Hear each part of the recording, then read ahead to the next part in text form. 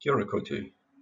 My name's Damian Martin, for those I haven't met, and I'm very sorry to not be able to be here in person, but I am quite sure the technology will probably do a better job of being me than me.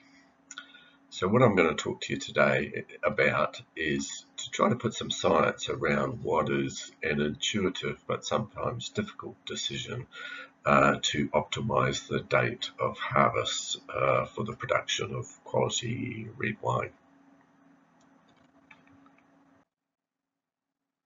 So how do you best decide when is the right time to pick grapes destined for high quality red wine? And what is grape sugar loading? So I will actually talk about grape sugar loading, but it is also the same thing as flower bud loading. The same physiological process, just comes under a couple of different names. Hopefully you're all aware that sugars are produced in the leaves of the plant via photosynthesis. And sugar is transported from the leaf into the phloem, and an osmotic potential gradient moves the phloem to the fruit and elsewhere in the plant. And sugars are then unloaded from the phloem into the grapeberry cell, and this is also grapeberry sugar loading.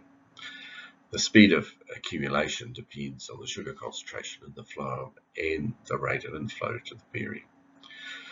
And for the purposes of this talk, I'd like to define the period of hang time as the duration of the period from the end of sugar loading to the actual harvest date.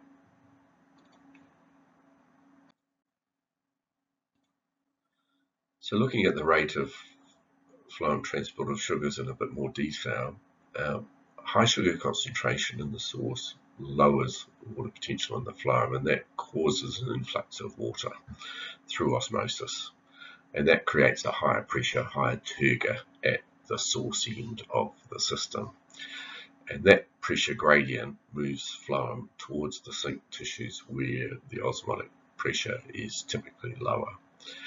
But high turgor at the very end of the system can slow the rate of phloem flow, and you can have high turgor at the very end if, for example, vapor pressure deficit is low, the fruit is very shaded, or the bunches are very tight, and that leads to slow sugar inflow into the berry.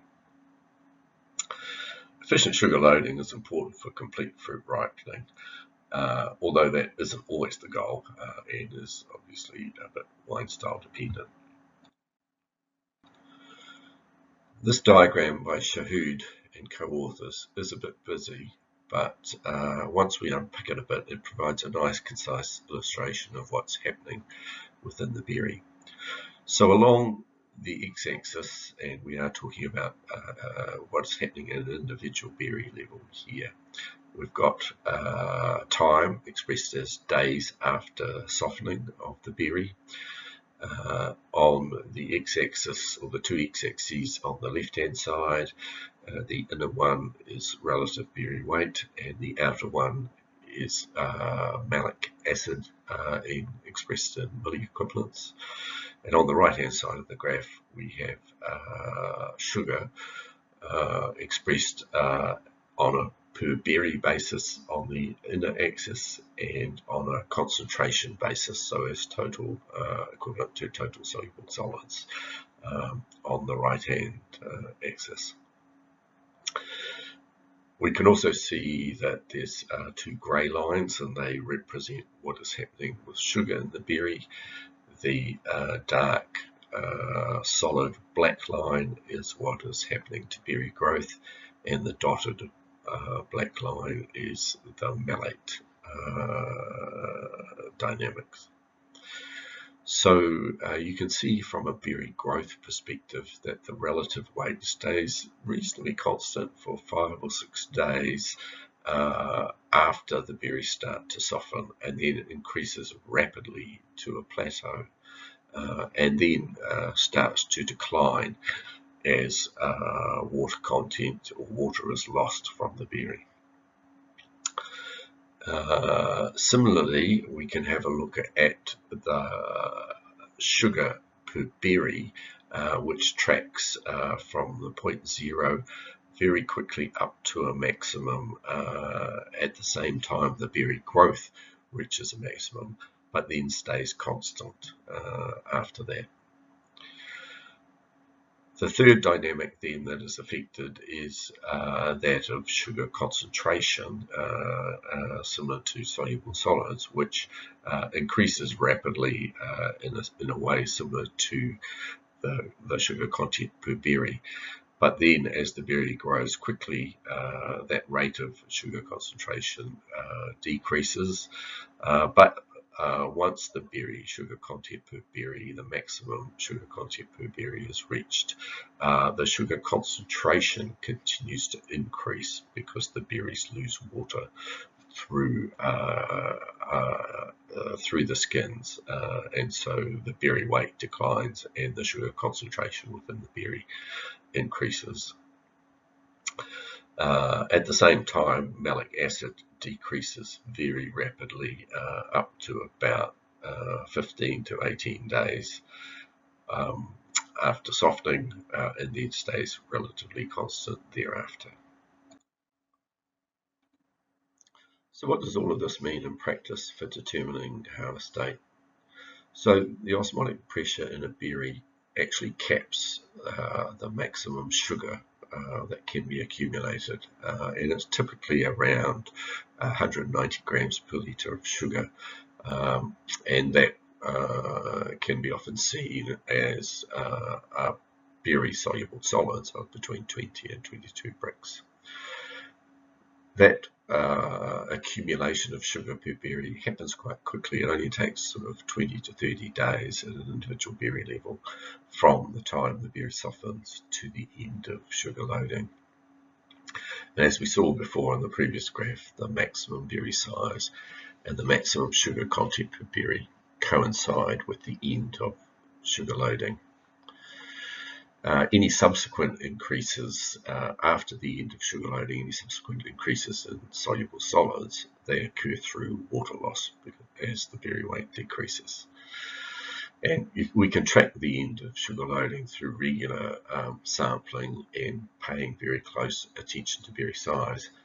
It is, however, hard to do in practice because of within crop variability and also the sample sizes that you need to really accurately determine berry weights.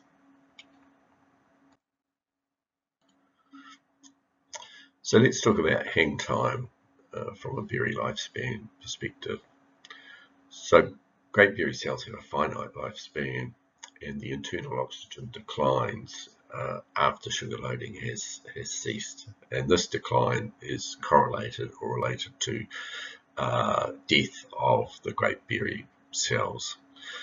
And I think, while oxygen demand and other things are variable within the berry, the really key thing to understand is that the metabolic processes associated with what is happening post-sugar ripening, so when berry cells start to die, those metabolic processes within the berry are very different to what you might typically or classically understand as ripening physiology. And I guess one key point here is that if you are able to accumulate sugar quickly in your berries, it means you, from a very physical integrity perspective, longer hang time is available to you before the berry condition deteriorates. So everything I've talked about so far is derived from the literature, but we also ran our own experiment in a collaboration between the commercial Marlborough Winery, the Marlborough Institute of Technology, the Bragato Research Institute, and Plant and Food. And in 2021, Jan Ming, who was a student at MIT, undertook very detailed Pinot Noir berry sampling. And we were looking at a few different things with that sampling regime, but one of them was to determine the end of active sugar loading. And as part of that sampling, a subset of berries were tagged on the same day at first colour change to try and take the within crop variability out of the sampling process. Once the end of sugar loading was determined, 3 successive harvests were undertaken in the block at approximately 9, 21 and 28 days post sugar loading, and the wines were made unreplicated at commercial scale and replicated in small scale winemaking at the Bragato Research Institute winery.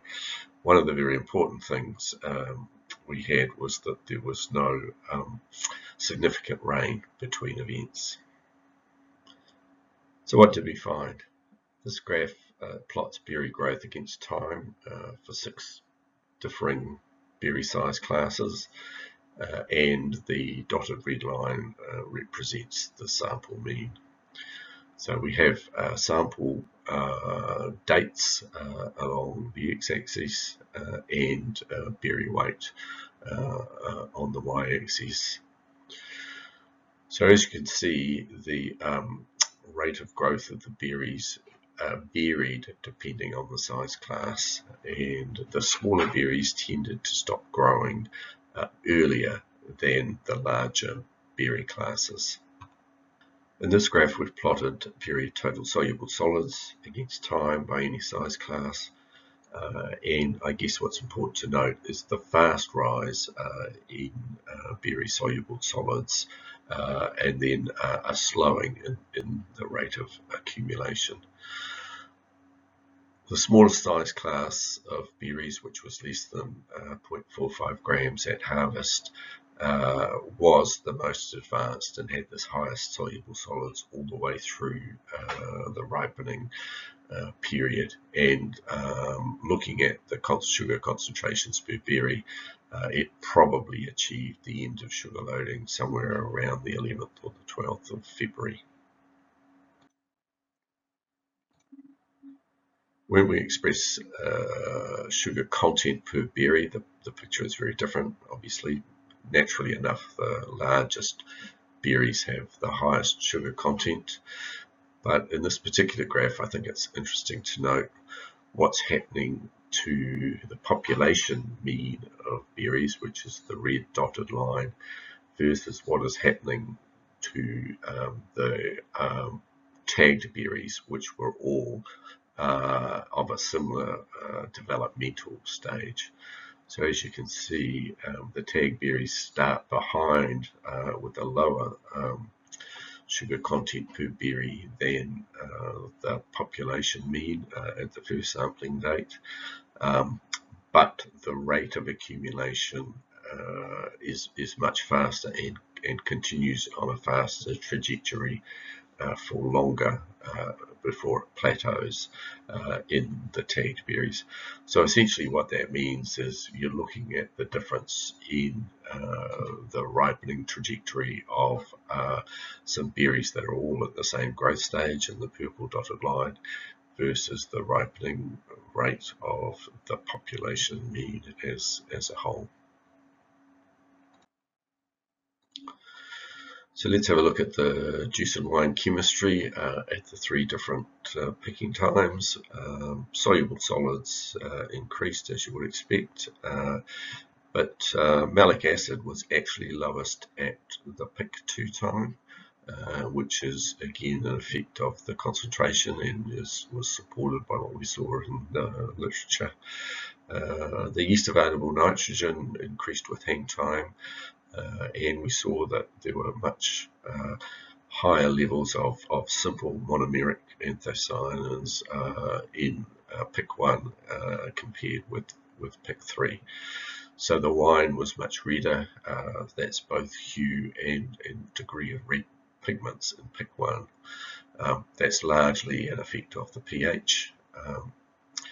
And I guess what's also interesting is that the total phenolics were not significantly different in the wines between the picking dates. So what does all of this mean from a wine sensory perspective? So the sensory analysis looked at 23 attributes which were described by the tasting panel, and of those 23 attributes, only 10 of them significantly differed between the 3 picking times. So they are the 10 that are shown on this spider chart, and most of the significant differences were associated with pick 1. So for the first pick, overall quality, typicality, concentration, body, sweetness and flavour intensity were rated lowest compared to picks 2 and 3. But those same attributes weren't different between picks 2 and 3. I think very importantly, however, astringency was rated highest in pick 3, while pick 2 was rated softest, and we'll come back to this.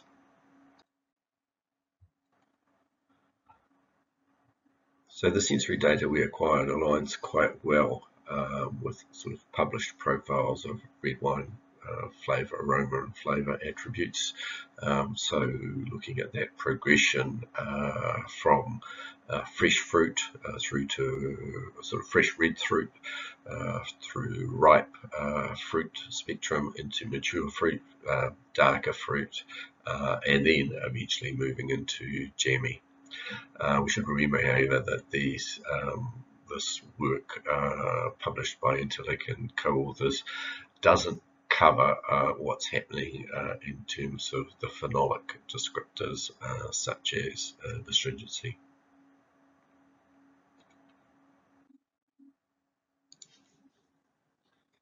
So the challenge ultimately as a red winemaker is to juggle these differing ripening trajectories, and also to understand, I think, that wine aromatic and phenolic maturity after the period of active sugar loading is completely uncoupled from berry sugar concentration. So the two things are not related.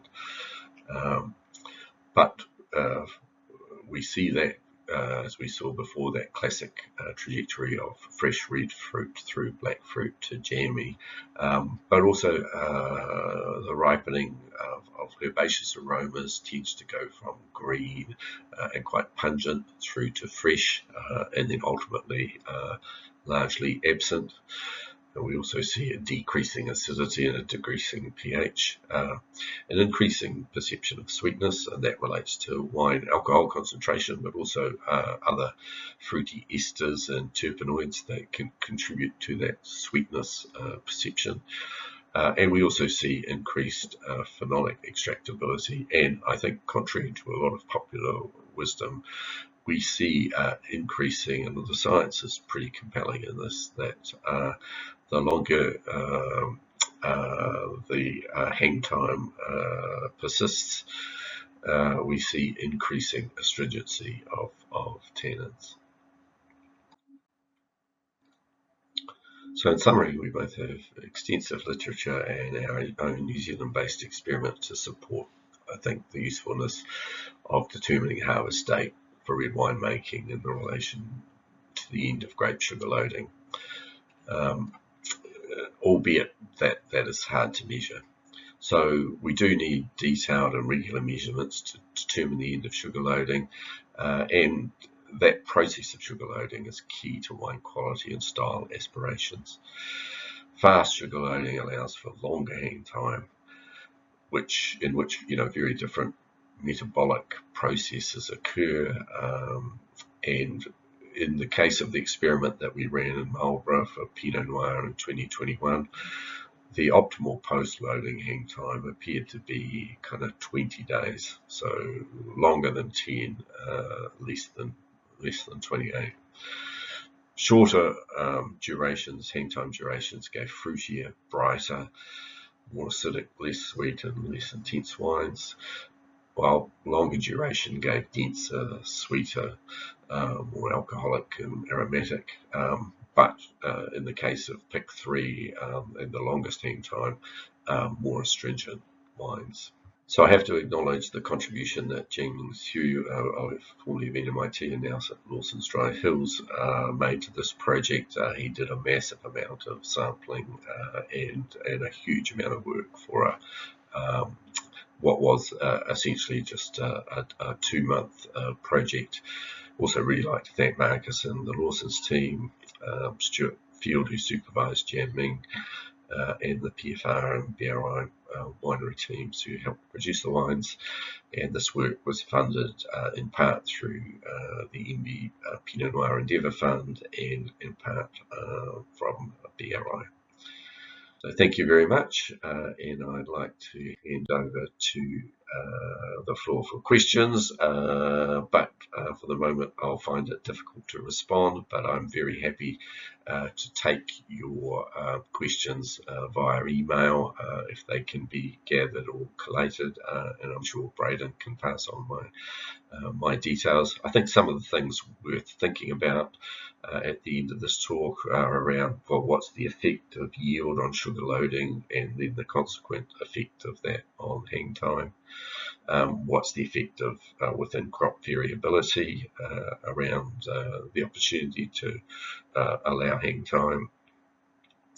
What are the roles of climate, and particularly warmer climates, and or when there's disease pressure around the opportunity to allow for hang time, and what could we do to kind of make the measurement and or the prediction of the end of sugar loading easier.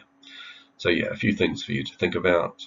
Again, sorry I can't be here, but hope you've had a good day. Cheers.